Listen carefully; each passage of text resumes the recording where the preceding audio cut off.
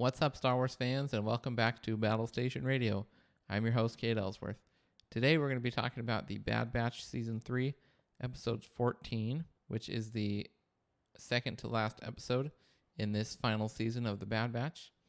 Not much happened, but of course it's set up for the series finale tomorrow, so we're just going to go through, do a short summary of this latest episode, and then talk about what it means for the series finale on Wednesday. If you recall from the last episode, the Bad Batch hitched a ride to Tantis on a science vessel from an Imperial station on Coruscant. Basically, only these vessels can go to Tantis. The coordinates are super locked down, and nobody knows all the coordinates. You have to be on this specific science vessel. So they're on the bottom of the vessel in their stolen shuttle. Echo is inside the science vessel. He was the one who made it so that they could dock onto the shuttle without the sensors detecting them and shooting them down.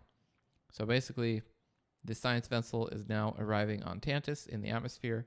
Somehow Hemlock knows that the Bad Batch is on board this science vessel in some form and that they're coming to rescue Omega. So obviously he sends his squadron out. They shoot down the Bad Batch's shuttle. So now we have Wrecker, Hunter, Crosshair, and the former Admiral Rampart in the wilderness of Tantis after a crash landing. And Echo is now in Tantis base. So we follow Echo. He incapacitates a TK trooper, takes his armor. There's a bit of a silly scene where he dismantles a protocol droid and takes their hand so that he looks like a normal two-handed trooper. So he's going through the base. He's kind of trying to discover some things, hooking into some computer panels, trying to do his research. And then the last character we follow, the third character we follow in this episode is Omega, and she is still working on her plan to escape with the other children in the vault. Basically, she gets them to distract Dr. Scalder, who was one of the scientists. She's not a very nice lady. And Omega takes down those tiles in the back of her cell again, and she goes into this network of tunnels. And at the end of the network of tunnels, she can see out of a slat in one of the tunnels, and she can see a fully grown Zillo Beast being zapped and being chained and imprisoned inside Tantis base. This Zillo Beast isn't quite as big as the one we saw in the Clone Wars, at least I don't think, but there is a big Zillo Beast in there, so hopefully that comes into play in the finale episode. Not much happens with Rampart and the other three batch members. Basically, they're trying to move towards Tantis. They're discovered by some TK troopers. Amidst the chaos, Rampart angers one of those gorilla beasts in the forest, and of course he is captured by TK troopers, so I don't think that's going to end well for Rampart. Maybe he'll sell out the batch in return for maybe not going to jail or just escaping Tantis with his life. We'll see. And then in the final part of the episode, Echo is doing some digging inside of Emery's lab. She's now the chief scientist, so she comes in there.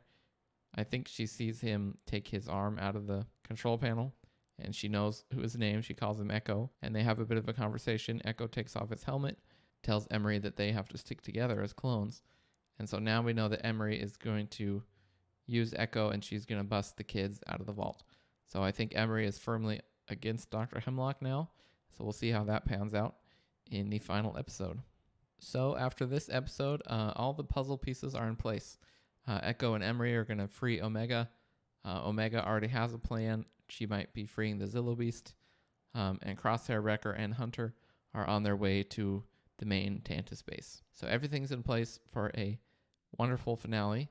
I'm a little sad that it's the series finale because I really love Bad Batch and I'm sad to see it go. I did have one concern for tomorrow, Wednesday, the final episode. Lots of people online, and myself included, are concerned about the runtime of this series finale episode. I feel like there's lots of loose ends to tie up.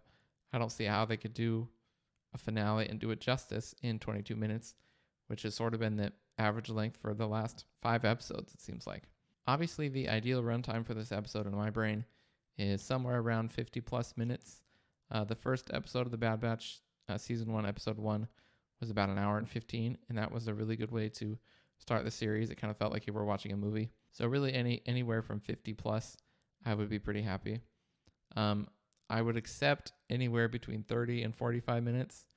Again, that's not ideal, but I think that would give them enough time to tie up all these loose ends and give a satisfying conclusion of this story.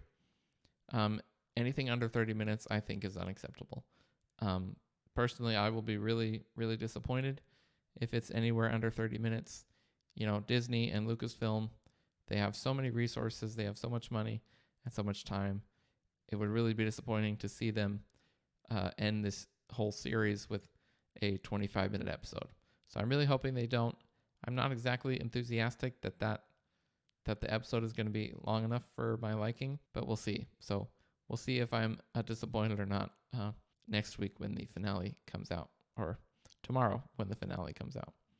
And of course, this leads me into my final talking point for this podcast episode, and that is this question: how do I think it will end? As a Star Wars fan, it's my solemn duty to speculate and theorize about the end of shows.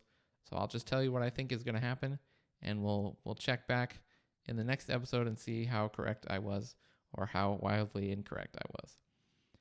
I think we're looking towards one more character death. I really do think either Hunter or Crosshair are going to perish in the coming episode, the series finale. Obviously, Hunter, I think, might be killed by Hemlock. It would obviously be some sort of self-sacrifice to save Omega and the rest of the batch. I could also see Crosshair doing a similar sacrifice play at the end, doing a Plan 99 like Tech did in the end of Season 2. I think it would be really awesome if this was after a rematch with CX2, the other Shadow Trooper. I think I would like it to end with, if Crosshair has to die, then I would like it to be him hitting a really great sniper shot to kill or incapacitate CX2 and to save everyone's life. So I think that would be a good fitting end for his character. Obviously, I love Crosshair as a character. They've done so many interesting things with him. I would be devastated to see him go, but it's looking like that might be a fitting end for his character arc. And obviously, if one of them dies, then it will be Omega and two of the batch members that will escape, along with the children inside the vault. I do think Omega is going to escape with these kids. I think most of the batch is going to end up safely after this episode.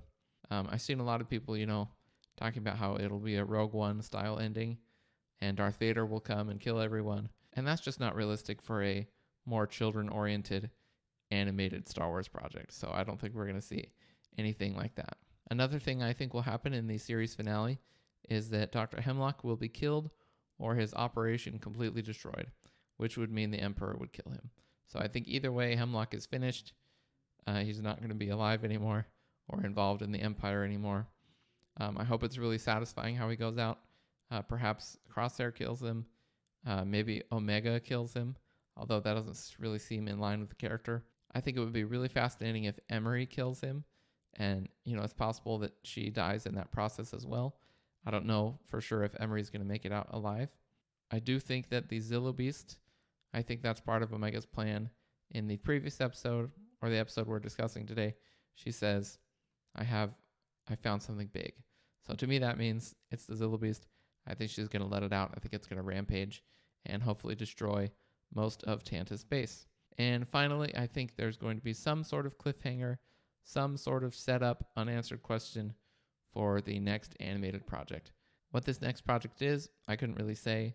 It might be Rex and maybe a wider Clone Rebellion. That would be interesting. I would also think it's interesting to see a Ventress in a TV show, maybe about Jedi who escaped Order 66 or some other returning characters.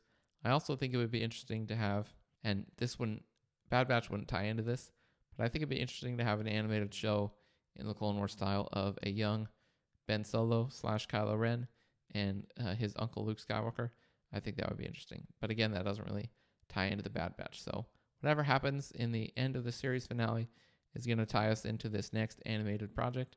The animation looks beautiful, and we're looking forward to Tales of the Empire, which to me says, okay, we like this animation. We're going to keep going with it and keep making more projects. Personally, I'm really excited to see how the Bad Batch ends out at the series finale. I hope it's a long episode, longer than the past episodes. I hope it's a satisfying conclusion. I hope there's not a cliffhanger that's too big or too giant or anything.